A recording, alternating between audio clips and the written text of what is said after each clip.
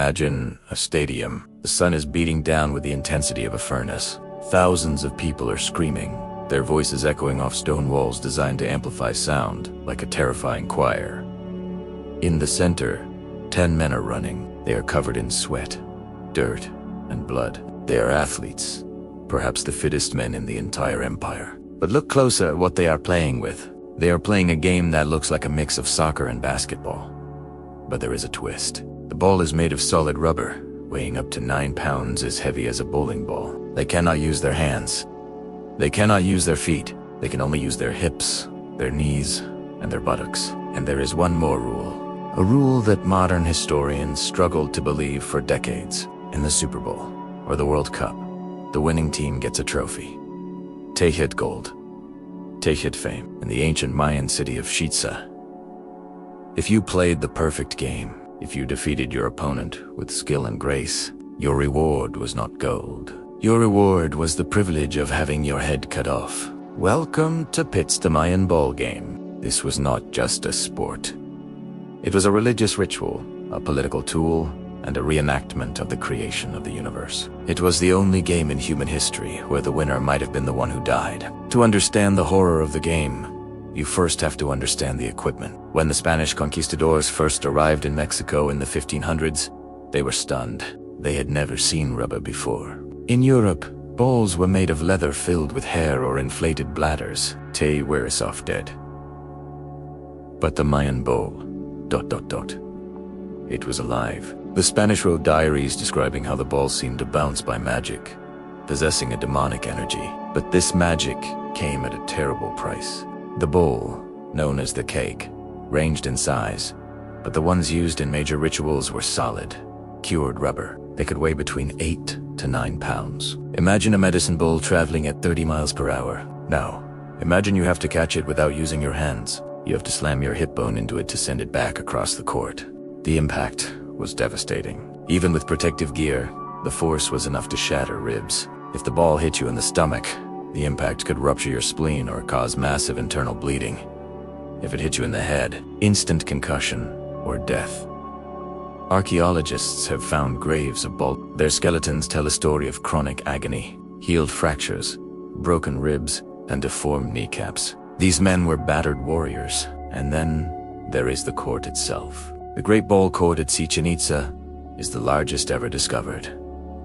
It is larger than an American football field. The walls are vertical, rising 8 meters high. High up on these walls, perched 20 feet in the air, are the stone rings. Popular culture shows players constantly shooting the ball through the hoop.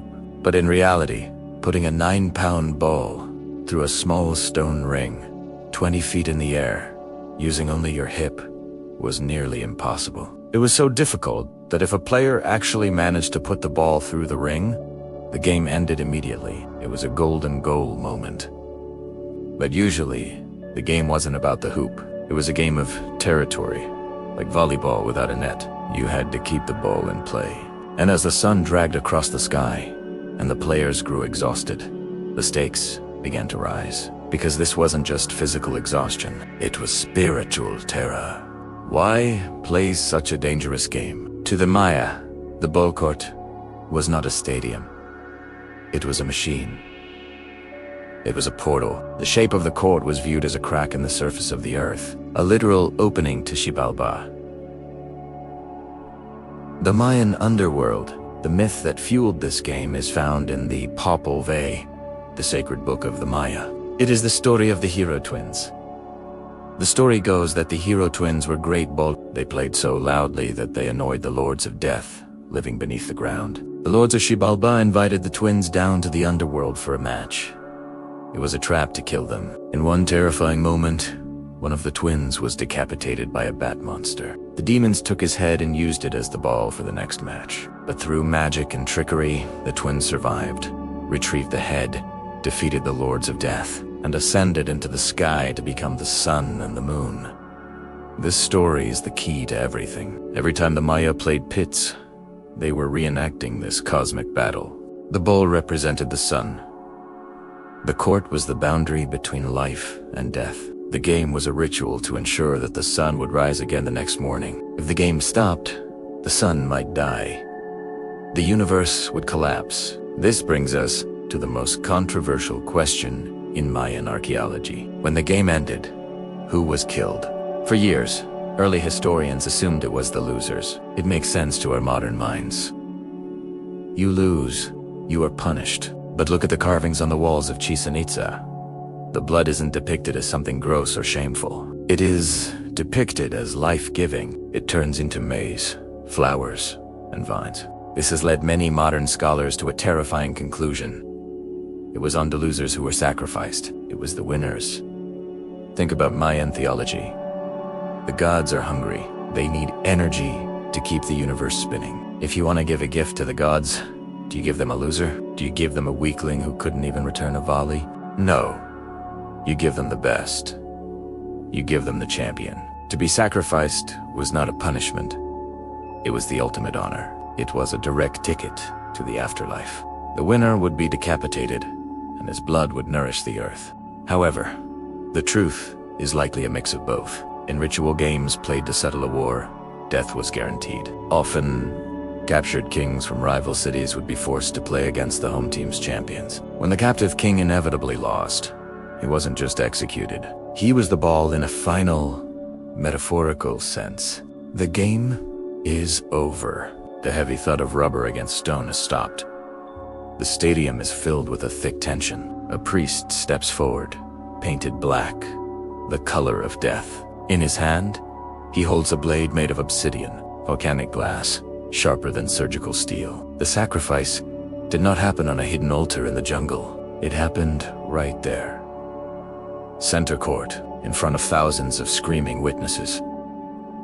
The victim was made to kneel. He did not fight. In the Mayan worldview, to struggle against the sacrifice would be to insult the gods. The method was precise. The priest would slice through the neck. The head, severed from the body, would roll onto the court. And in that moment, the metaphor became reality. The head was the ball. The ball was the head. The cycle was complete. But what happened to the heads? Welcome to the Sampantli the Skull Rack. In Chichen, right next to the Great Ball Court, stands the platform of the skulls. Recent excavations have found skulls with holes drilled into the sides, so they could be slid onto wooden poles like beads on an abacus. Forensic analysis reveals a chilling truth. These weren't old men. They weren't sick. They were young men, prime health, strong bones, good teeth. These were the athletes. They were displayed there, rotting in the sun, staring with empty sockets at the court where they played their final game. But the ball game wasn't just about feeding the gods. It solved a very human problem. Politics. Instead of sending 10,000 men to die in the jungle to settle a border dispute, the kings would agree to a ball game. It was high-stakes diplomacy, played with a rubber bowl. The players were effectively soldiers. The court was the battlefield. In the 16th century, a new player entered the arena, the Spanish conquistadors. When they saw the game, they were mesmerized by the athleticism. But as the Catholic priests learned more about the mythology and the severed heads, they were horrified. They declared the game to be witchcraft. The order was given: destroy it. The Spanish dismantled the courts. They burned the rubber balls. They prohibited the game under threat of torture. Within a generation, the great stadiums fell silent. But you cannot kill an idea. Deep in the remote villages of Sinaloa, Mexico, hidden from the eyes of the church, the game survived. It went underground. Today, it is called ulama. It is one of the oldest continuously played sports in the world, surviving 3,500 years. The players today don't play for blood, but when you hear that heavy thud of the rubber against the hip, you are hearing an echo from the ancient past. The Mayan civilization collapsed. Their cities were swallowed by the jungle. But their game outlived the empire. It reminds us that humans have always craved spectacle. We crave the tension of the win, the agony of the loss. Today, we watch athletes destroy their bodies for $1 million contracts. The Maya watched them do it for the gods. If you were a Mayan ball player, would you play to win and die a hero?